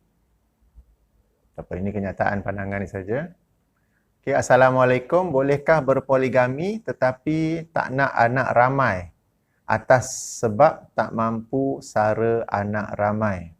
Sebagai contoh, 4 isteri, total anak 4 orang sahaja daripada semua orang isteri. Tetapi soalan tu terkeluar pula dah. Tetapi nak isteri ramai saja. Bagi saya boleh, itu perancangan antara masing-masing sebab memang Nabi SAW menganjurkan kita ada ramai anak. Dan baginda akan berbangga dengan ramainya umat Islam baginda di akhirat kelaknya. Tetapi bila kita dalam kehidupan sekarang ini, banyak cabaran-cabarannya dalam rangka untuk memiliki ramai anak. Khasnya seorang ibu. Itu kesihatannya, kemampuannya untuk menjaga kesihatan psikologi juga untuk menjaga anak yang ramai apa semua tu. Maka kalau ada seorang isteri, tapi 10 orang anak, the burden, tanggungjawab tu sangat besar untuk menjaga 10 orang anak. Tapi kalau dia ada 2 orang isteri, 5 anak, lagi mudah bagi isteri tersebut. Kalau ada 4 orang isteri, kemudiannya 2, maka lagi mudah untuk isteri itu menjaga dan mendidik anak tersebut. Jadi bagi saya ini sesuatu yang dibolehkan, terpulang pada perancangan perancangan masing-masing suami isteri. Tapi saya nak tambah, saya ada juga dapat soalan, orang yang dia nak nikah dan dia nak nikah lagi, isteri yang kedua, dan awal-awal lagi dia tak mahu anak. Saya nak enjoy dengan isteri saja. Itu satu tujuan pernikahan yang sudah salah. Sebab antara tujuan pernikahan ialah untuk adanya anak. Dan bahawa dalam hadis adanya daripada Rasulullah SAW yang baginda menganjurkan, ada orang itu dia nak menikah dengan seseorang yang tak memiliki anak. Rasulullah tak bagi. Rasulullah suruh dia menikahi dengan wanita yang subur sebab aku akan bangga dengan ramainya umatku di hari akhirat kelak. Apa cara terbaik untuk melembutkan hati isteri untuk terima poligami, madu? Adakah kita berhujah dengan dalil Al-Quran dan hadis dapat terbuka hatinya? Mohon pencerahan.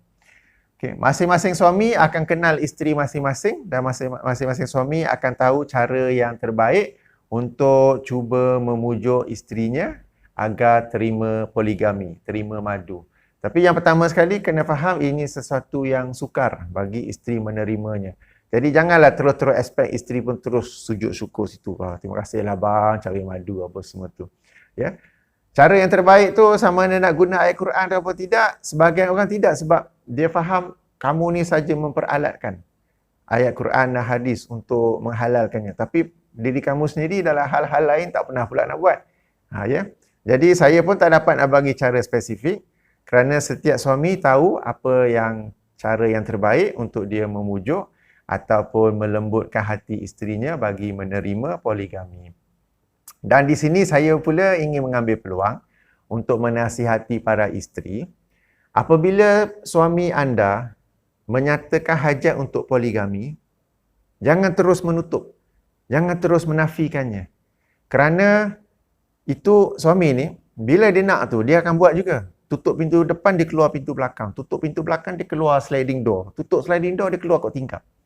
Jadi, macam pengalaman saya tidaklah membuat statistik secara rasmi ke, analisa, survey secara rasmi ke. Akan tetapi, apabila saya bertanya dengan para suami yang bernikah senyap-senyap di sempadan, hampir semuanya berkata, saya tanya kenapa nikah senyap-senyap di sempadan? Hampir semuanya berkata, asalnya dah bagi tahu isteri cadangan nak menikah. Tapi tak boleh. Terus kena tutup. Terus discussion close. Terus, apa kata dia kata? Nampak pisau kat dapur tu? Ataupun jom, you pergi mahkamah apply poligami, saya pun pergi mahkamah apply perceraian. Terus tutup. Bila terus tutup itulah yang menyebabkan suami mencari alternatif lain. Mencari alternatif lain yang kita kata perkahwinan di sempadan, kemudian menyembunyikan perkahwinan, kemudian banyak berdusta. Sebab bila dah menyembunyikan perkahwinan kedua, banyak suami itu menipu. Bang ni pergi mana bang? Ada meeting. Bang, hari ni balik lambat ke bang? Balik lambat. Padahal bukannya ada kerja ke overtime apa, tapi dia singgah ke rumah isteri kedua pula. Dan banyak pula hak-hak yang isteri kedua itu yang terabai sebab nak tak nak suami tu kena balik juga. Jadi dia tak dapat bermalam dengan isteri kedua apa semua itu. Jadi kepada para isteri, saya tahu ianya sesuatu yang berat. Tetapi banyaknya pahala yang anda dapat perolehi sebab suami anda, kita kata walaupun suami anda hendak melakukan sesuatu yang pada zahirnya nampak salah dan menyakitkan, tetapi dia sedang melakukan sesuatu yang macam kita bincang tadi, dianjurkan oleh agama. Berbeza jika suami kata, ni saya nak pergi genting, nak main kasino, kita larang, betul. Saya nak pergi pub, nak minum, kita larang, betul. Saya nak buat benda mungkar apa yang lain ni, kita larang, itu betul. Tapi bila bab poligami ni, kita tahu berat, saya tahu berat, tapi cuba jangan melarangnya. Kita cuba dengar kenapa suami nak poligami apa semua tu. Kita cuba untuk melatih diri untuk menerimanya sebab Allah Subhanahu Wa Taala tidak akan mensyariatkan sesuatu yang tidak dapat diterima oleh hamba-hambanya, baik lelaki ataupun wanita. Memang pada awalnya poligami impossible, never. Tak tahu nak kata macam, tapi memang never. Tapi kita ingat, Allah SWT yang mencipta manusia, Allah SWT yang mencipta hati manusia, fikiran manusia, dan Allah tidak akan mensyariatkan sesuatu yang manusia itu tidak dapat menerimanya. Ya, boleh jadi kamu menyangka ia satu yang buruk, padahal ianya baik bagi kamu. Boleh jadi kamu menyangka ianya baik, padahal ianya buruk bagi kamu. Ya, jadi apabila ada suami yang bertanya, suami mula nak nyatakan hajat dia, walaupun berat, cuba dengar. Kalau kita jumpa suami baca buku poligami, walaupun dia tak kata nak poligami, tak apa, bagi dia baca. Sebab dia berpoligami dalam suasana ilmu adalah jauh lagi bagus daripada dia berpoligami dalam suasana yang jahil. Ya, jadi itu sekadar pesanan saya.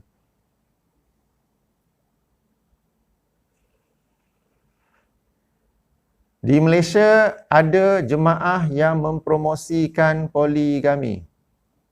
Okey, mempromosikan bagaimana? Kalau mempromosikannya dengan dengan cara yang betul, dengan kaedah pelaksanaan yang betul, dengan ilmu yang betul apa semua, tak mengapa. Sebab promosi saja, tak semestinya orang terima. Kan kita pergi kedai pun paksa nama promosi juga, ada sale, tak semestinya kita beli. Okey?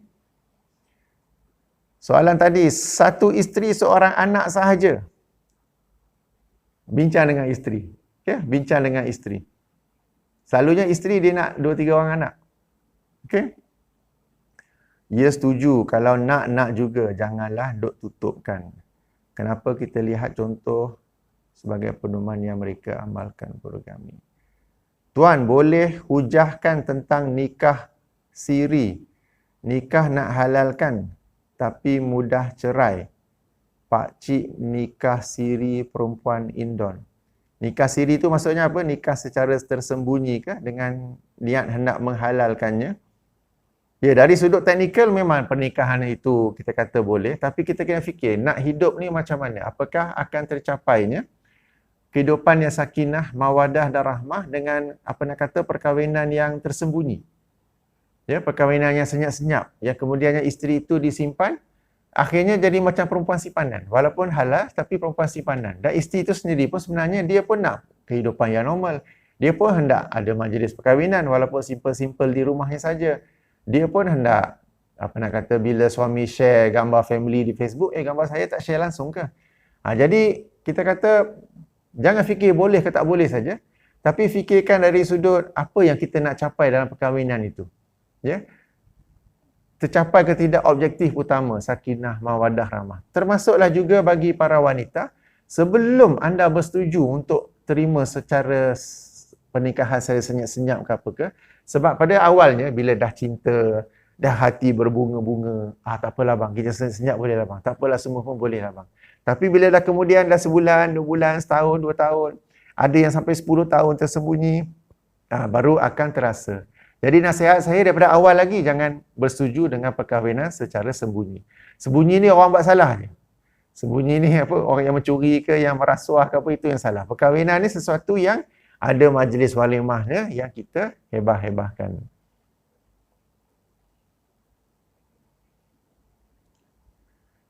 Saya amalkan poligami dah 40 tahun, Alhamdulillah. Tapi kena mengikut kehidupan berjemaah. Yang ini saya tak faham macam mana. Tapi saya harapkan kehidupan yang gembira, baik semuanya bagi diri anda dan isteri-isteri. Apakah hukum isteri minta cerai kerana dipoligamikan ya? Okey, apakah hukum isteri yang minta cerai apabila dipoligamikan? Nasihat saya jangan terus minta cerai. Sebab kalau terus minta cerai di mahkamah dunia memang lulus, boleh. Tapi kita kena fikir di mahkamah akhirat kelak. Apabila Allah SWT bertanya, kenapa kamu minta cerai? Sebab kalau ditanya, dan kita jawab, suami saya ni asyik pergi berjudi. Saya telah nasihatkan dia tak mahu, dia masih nak berjudi. Jadi saya berceraikan dia sebab dia kaki judi. Itu alasan yang boleh diterima. Kalau suami kita ni di akhirat kelak Allah tanya kenapa cerai? Saya cerai sebab dia bisexual. Dengan saya pun dia ni, tapi dengan kawan-kawan lelaki kat office pun dia ni.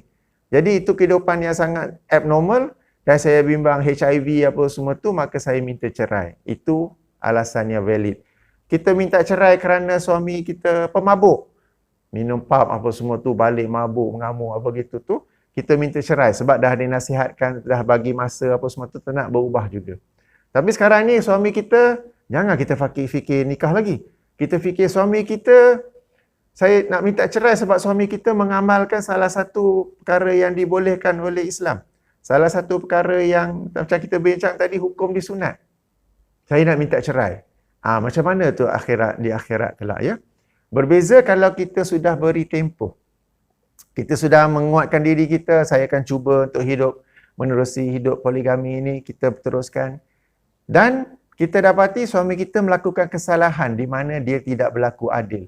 Dia hanya mengutamakan isteri yang lain dan mengabaikannya. Kita dah cuba buat baik, kita dah cuba bersama, dia abaikan. Bagi tempoh setahun, 2 tahun, dia abaikan. Ketika itu kita minta cerai, tak mengapa. Sebab kita ada hujah di hadapan Allah kelak bahawa saya minta cerai daripada suami kerana dia tidak berlaku adil. Saya telah cuba nasihati dia, saya telah cuba tegur dia, saya telah cuba yang terbaik agar dia pun balik ke rumah apa semua tu, tapi dia tetap mengutamakan yang lain. Di situ kita minta cerai, tak apa, kita ada alasan di hadapan Allah SWT kelak.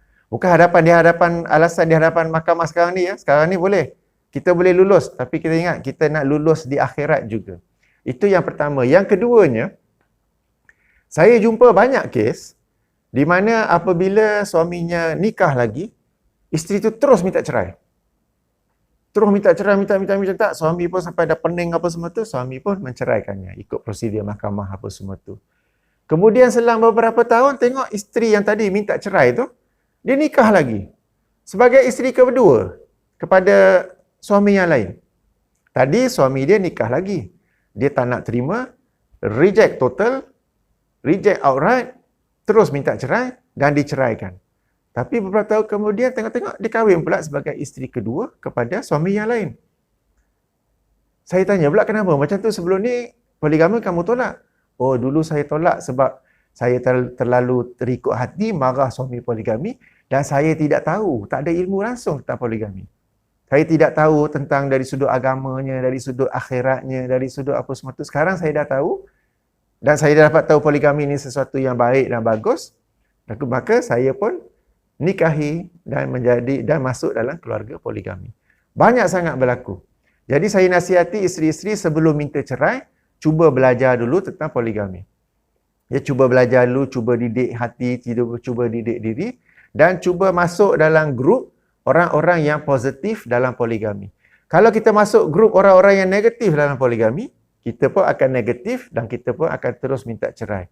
Bukan dalam bab poligami saja, dalam bab mana-mana sekalipun, siapa kawan kita, siapa Telegram group kita, siapa Yahoo group kita, Yahoo group tak ada sekarang. Siapa WhatsApp group kita tu banyak mempengaruhi pemikiran kita. Bukan saja dalam bab poligami, dalam bab, katakan kita dalam office kerjaya kita dalam grup, WhatsApp group tu, yang asyik nak komplain saja tentang office. Komplain tentang majikan, komplain tentang company. Kita pun akan sentiasa negatif tentang company itu. Berbeza kalau kita dalam satu WhatsApp group yang positif tentang company tersebut. Yang bersyukur, kalau ada yang tak suka dengan management, cuba bincang dengan baik, kita pun akan positif dengan syarikat tersebut. Ya, ini berdasarkan sabda Nabi SAW yang maksudnya lebih kurang, jika seseorang itu bersahabat dengan tukang besi, dia pada dirinya tu akan ada serbuk-serbuk besi, walaupun dia bukannya tukang besi itu. Berbeza dengan seseorang yang bersahabat dengan orang yang jual minyak wangi. Dirinya itu akan ada bau wangi, walaupun dia tak beli minyak wangi itu. Tapi sebab dia bersahabat dengan orang yang jual minyak wangi. Jadi bila dalam bab poligami ni, cuba join group, cuba join support group ke yang positif tentang poligami. Memang akan ada yang sedih, memang akan apa tu, tapi kita akan faham bahawa sebenarnya poligami ini bukanlah sesuatu yang mustahil bagi wanita. Kerana ingat Allah SWT sekali-kali tidak akan mensyariatkan sesuatu yang tidak dapat diterima ataupun dilaksanakan oleh hamba-hambanya, baik lelaki maupun wanita. Kemudian yang terakhir, hati-hati dengan mereka yang menggunakan kes. Apabila Ali radhiyallahu anha ingin memadukan Fatimah, lalu Rasulullah melarang Ali memadukan Fatimah. Kononnya kerana hendak menjaga agama Fatimah. Itu ada ustazah yang membacakan hadis itu. Ada juga satu website yang menggunakan kes itu sebagai hujah, dibolehkan meminta cerai. Padahal jika benar begitu, dia telah membuka satu ruang, satu fitnah ke atas Rasulullah sallallahu alaihi wasallam. Kenapa? Sebab orang akan memfitnah Rasulullah. Anak kamu sendiri kamu tak bagi madu. Tapi wanita-wanita lain, anak Abu Bakar yakni Aisyah kamu madukan. Anak Umar yakni Hafsah kamu madukan. Isteri-isteri kamu yang lain kamu madukan, tapi puteri sendiri tak boleh madu. Why you double standard? Kita membuka fitnah ke atas Rasulullah sallallahu alaihi wasallam. Padahal Rasulullah sallallahu alaihi wasallam melarang Ali madukan Fatimah kerana kes itu ada spesifiknya yang kita akan kupas dalam siri seterusnya insya-Allah. Jadi ringkasannya, kepada isteri yang mahu meminta cerai, nasihat saya sabar dulu, bagi peluang suami untuk membuktikan bahawa dirinya mampu mempraktikkan poligami dengan baik, dengan adil. Jika isteri itu turut membantu, dia akan mendapat pahala yang banyak. Kita dah kupaslah siri pertama dulu. Yang kedua, bila tiba-tiba dengar suami nak nikah, tiba-tiba dengar suami sudah nikah, memang terkejut, memang marah. Tapi sabar dulu. Macam saya kata, banyak isteri-isteri yang terus minta cerai, tapi kemudiannya selama beberapa tahun, mereka sendiri masuk dalam kehidupan poligami. Kenapa? Sebab mereka sendiri baru nak belajar tentang poligami, baru nak ambil tahu tentang poligami, dan akhirnya mendapat tahu bahawa ada banyaknya manfaat di sebaliknya. Ya, dan kemudian yang ketiga, join kawan-kawan support group yang positif tentang poligami, yang memberikan ilmu yang sahih dan benar tentang poligami.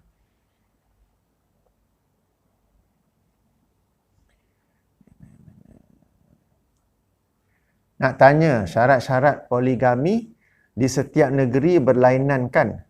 Macam mana nak melalui proses poligami di pejabat agama? Macam saya dari Selangor. Okey, macam mana nak tahu? Pergi ke pejabat agama dan tanya prosedur-prosedurnya. Ataupun lagi mudah, cuba gunakan khidmat peguam. Ya, mungkin kena bayar lagi, tapi urusannya itu akan lebih mudah. Ya, urusannya itu akan lebih mudah sebab banyak dokumen, banyak paperwork, apa semua tu, cara nak tulis, cara nak isi. Zaman saya dulu tu siap kena isi borang guna mesin type. Okey? Jadi harap sekarang dah tak ada lah dah. Saya siap tanya, ini mesin type yang ketek-ketek. Saya tak tanya, sekarang ni mana ada mesin type lagi? Oh tak, kat bawah tu ada orang-orang yang duduk tepi pejabat tu. Mereka buat kerja menaik tu dengan upah yang sedikit. Jadi memang setiap negeri ada prosedur-prosedur yang berbeza. Caranya ialah bertanya dengan orang di pejabat agama tu apa prosedur, insya-Allah mereka akan jelaskan. Tapi kalau ini saya recommend guna khidmat peguam, ya, yang dengan itu insya-Allah akan lebih memudahkan walaupun kita kena bayar. Bagaimana poligami isteri kedua? Isteri kedua yang minta cerai sebab tak nak poligami. Sebenarnya berbau suruh cerai isteri pertama ni gayanya. Kawan mohon tolong tanyakan. Macam mana jika isteri kedua yang minta cerai? Sama juga.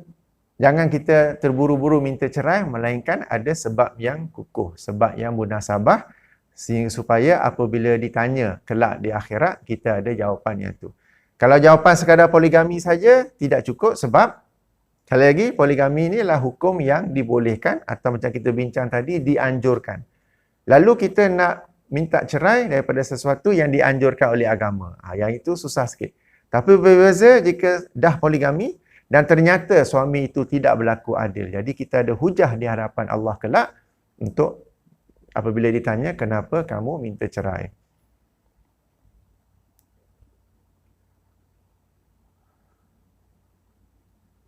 Seorang suami tidak mampu untuk menyara lebih daripada seorang isteri tanpa isteri turut bekerja.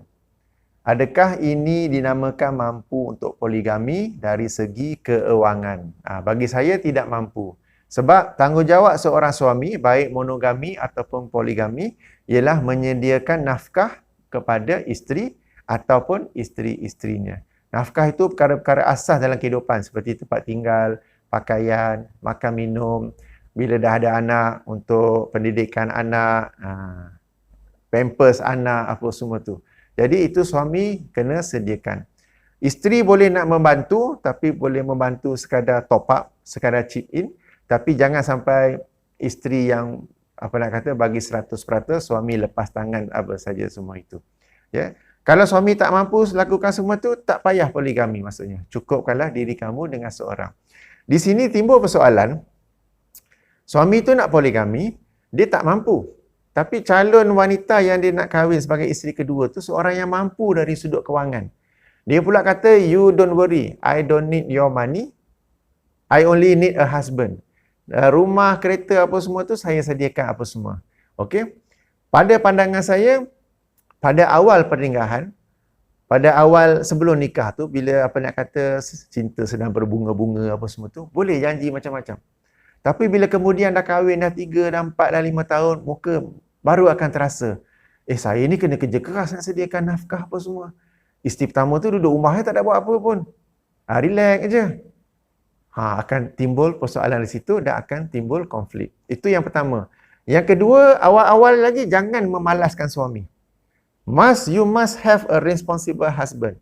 Dia tak boleh support 100% pun, paling-paling dia support 70%. Paling-paling dia support 50%.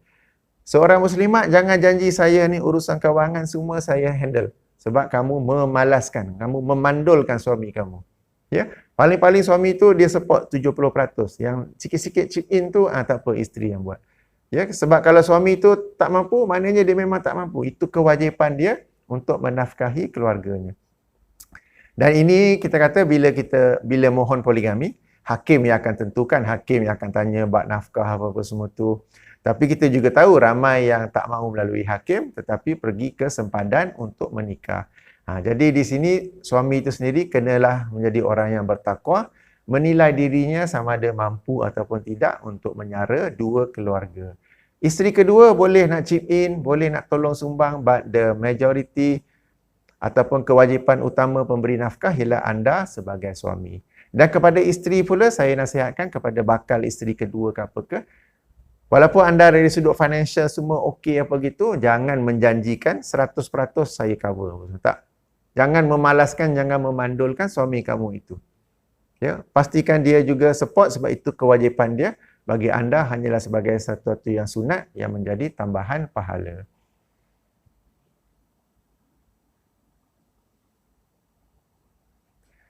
Anak tiri bawah tanggungan suami ke? Kenapa tanya anak tiri? Ini dalam bab munakahat, kita dalam bab poligami ya. Ada apa-apa soalan lain?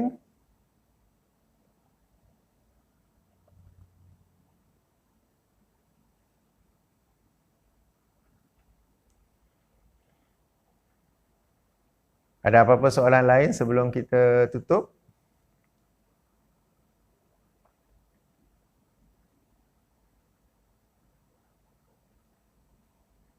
Baiklah, kalau tak ada kita boleh tutup. Terima kasih semua kepada yang bertanya.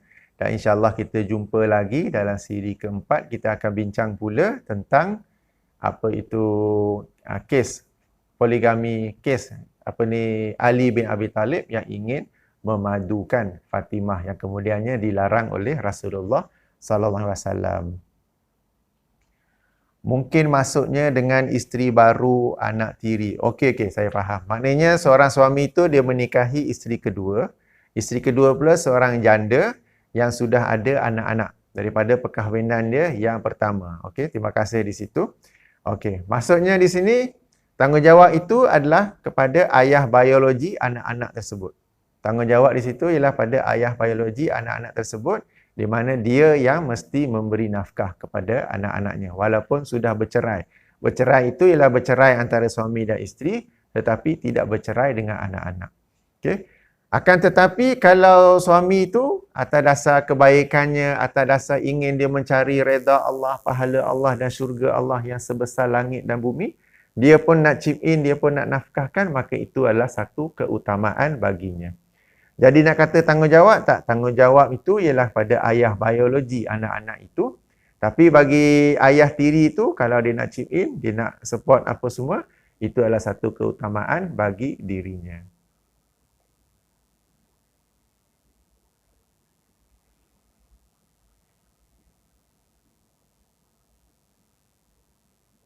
Ada apa-apa soalan lain?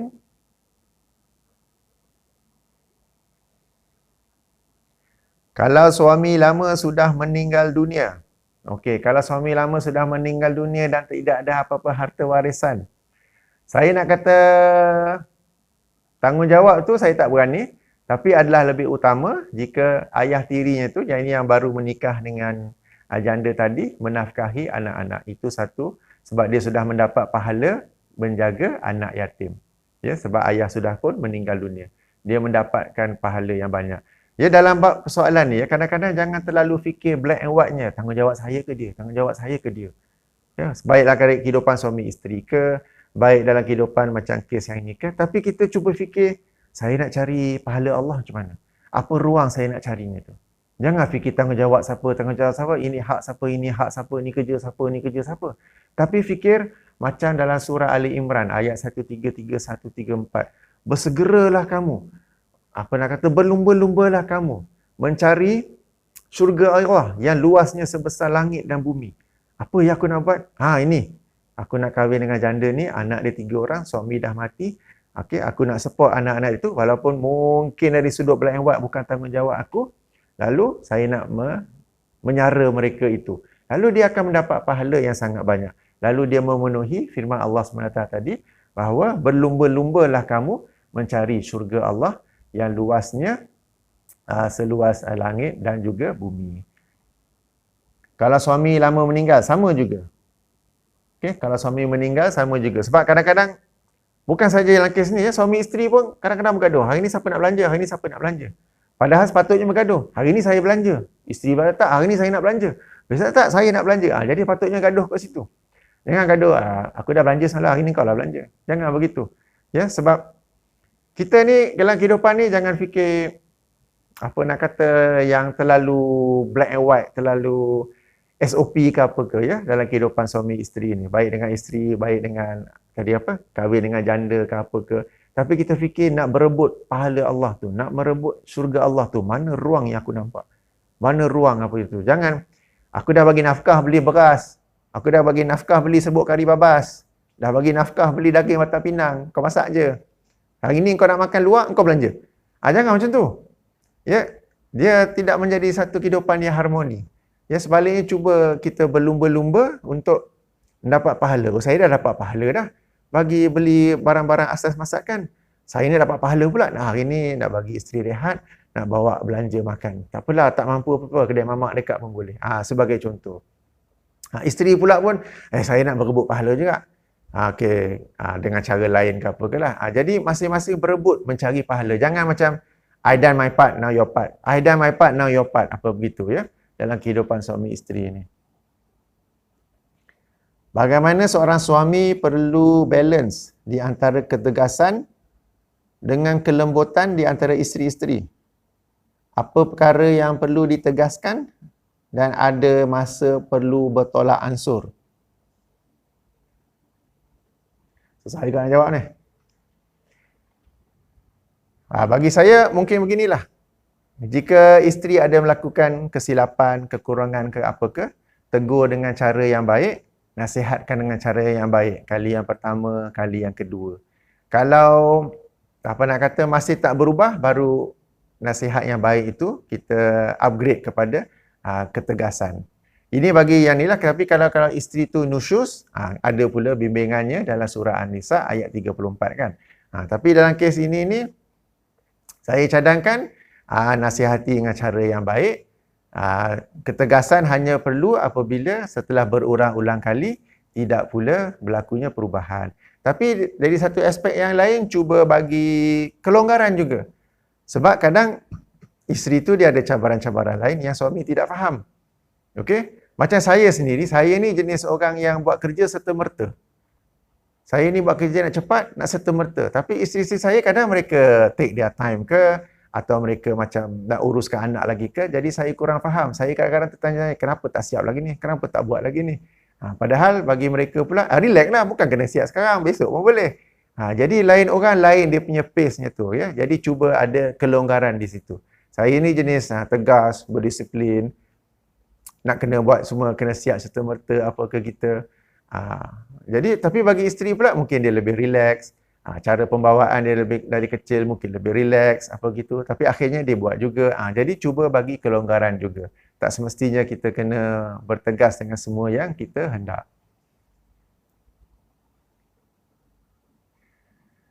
Apa pendapat Captain tentang golongan feminis yang memperjuangkan hak wanita tapi sangat menentang poligami, sekaligus memusuhi golongan isteri yang berpoligami? Bukankah itu bertentangan dengan perjuangan mereka? Apa saranan atau pendapat Captain terhadap golongan seperti ini?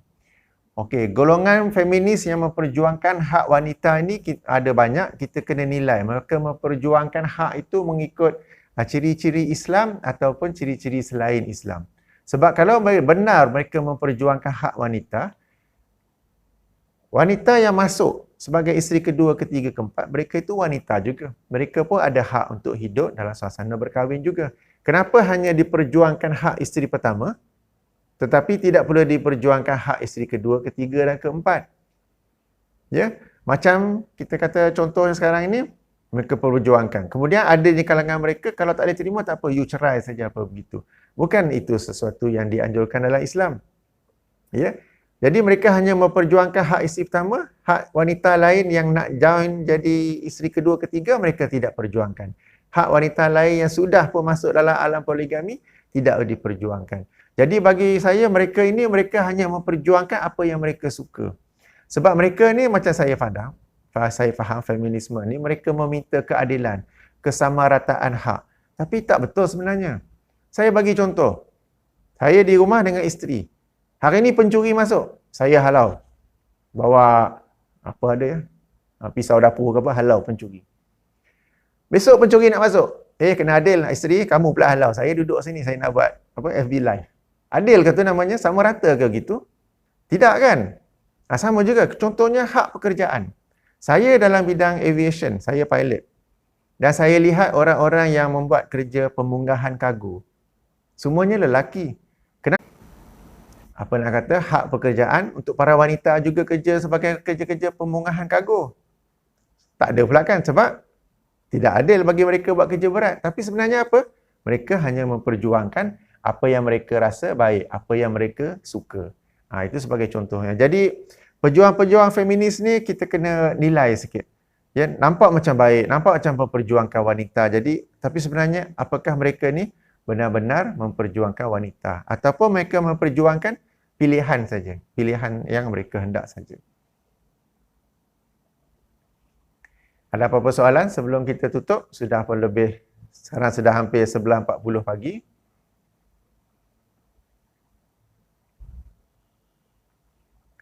Baiklah, kalau tak ada, kita boleh tutup dengan tasbih kifarah. Tasbih kifarah, subhanakallahumma wa bihamdika, asyhadu alla ilaha illa anta, astaghfiruka wa atubu ilahi. InsyaAllah kita berjumpa lagi dalam sesi keempat. Assalamualaikum warahmatullahi wabarakatuh.